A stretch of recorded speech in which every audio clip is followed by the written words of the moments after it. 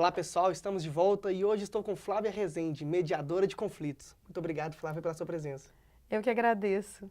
Flávia, começa falando pra gente da importância dessa competição no aprendizado dos alunos. Eu acho que uma competição que vai tratar desses métodos extrajudiciais de resolução de conflitos é extremamente importante porque ela pauta a importância desses institutos para os alunos, né? Porque a maioria das universidades não tem investido tanto nesses métodos extrajudiciais de resolução de conflitos. E é uma coisa que eu considero, assim, até falta de visão, porque a gente tem um novo Código de Processo Civil que está estimulando, né, os métodos que ele vai chamar de métodos adequados de resolução de conflitos, por uma resolução do CNJ desde 2010, que ele vai dizer métodos adequados. Por que métodos adequados? Porque nem tudo precisa ser judicializado, nem tudo precisa ir para a justiça. E nós temos uma cultura de judicialização. A gente acha que ter acesso ao direito é ter acesso a uma prestação jurisdicional de um juiz dizer o direito, né? Ao passo que esses outros métodos vai mostrar que a sociedade ela pode ter outras formas de resolução de conflitos e adequados, porque muitas vezes são muito mais efetivos do que a simples judicialização de toda e qualquer demanda para o judiciário.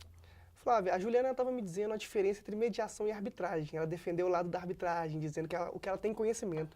Fala pra gente um pouco dessa diferença, mas levando para o lado da mediação. Tá. A mediação de conflitos é um instituto completamente novo, porque, ao contrário da arbitragem e da justiça comum, o mediador ele não tem a função de dizer o direito para as partes, coisa que o juiz e os árbitros fazem. Então, as partes chegam naquela situação de oposição e quem vai dar a decisão é o árbitro ou o juiz. Por que a mediação é um paradigma ou um método de resolução de conflitos completamente novo? É porque ela devolve a palavra para as partes. Então, o mediador ele vai ter uma postura de causar reflexão nas pessoas para que, a partir da reflexão e dela conhecer outras esferas do conflito, que ali durante o diálogo a gente vai retirando, a gente vai falando sobre, ela mesma possa criar soluções para a resolução do próprio conflito.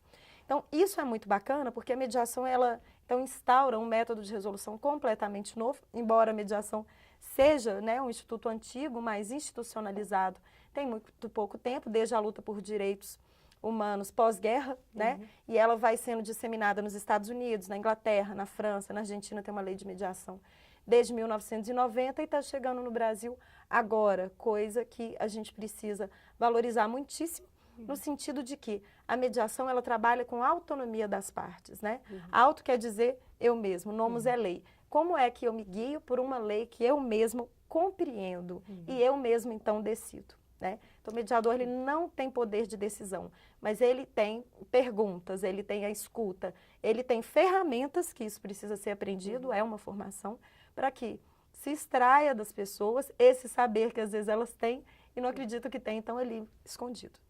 Flávia, a mediação e a arbitragem elas são um pouco desconhecidas da população, da sociedade. Você, como vice-presidente do Conselho de Mediação da OAB, como você vê a atuação da OAB e dos advogados formados no mercado? Então, eu estou como vice-presidente da Comissão de Mediação da OAB desde o ano passado, mas participo dessa comissão há quase 10 anos. Por que isso? Porque, como é um instituto completamente novo, nós precisamos mostrar para os advogados e sociedade civil em geral que a mediação, ela não exclui o trabalho de ninguém, pelo contrário. É um método, né, de resolução de conflitos que muitas vezes você precisa que o advogado ele esteja ali auxiliando o cliente, dizendo o direito, dizendo, olha, isso é certo, isso é errado, mas o cliente vai tomar a decisão mais adequada. Então, a mediação, na verdade, é uma ampliação do papel do advogado.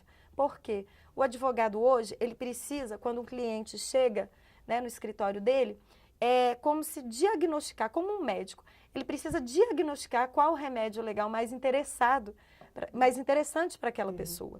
Por isso que a gente diz de métodos adequados, né? Então, no novo Código de Processo Civil, por exemplo, ele diz casos em que há proximidade das partes, relação continuada, ou seja, questões subjetivas que pode haver entre as partes. Então, por exemplo, problema de sócios, né, de empresa, questões familiares, problemas de vizinhança, mediação comunitária, tudo isso onde as pessoas têm relações continuadas, é muito interessante que esses casos sejam tratados pela mediação, porque a mediação visa, principalmente, mais do que fazer um acordo entre as partes, é trabalhar a relação entre elas. Então, por isso é um instituto muito interessante e desconhecido, que precisa ser muito divulgado para a sociedade civil em geral e para os advogados, para que eles entendam que o mediador está ali trabalhando com ele e não contra ele, pelo contrário. Fora que é um campo de trabalho gigantesco, né, para os advogados que queiram atuar de uma forma diferente dentro do direito. Então, um campo de trabalho super aberto, não só para os advogados, mas para mediadores também de outras áreas, que também isso é possível. Existe uma interdisciplinaridade na mediação, onde a gente conta com mediadores que podem ser de diversas áreas.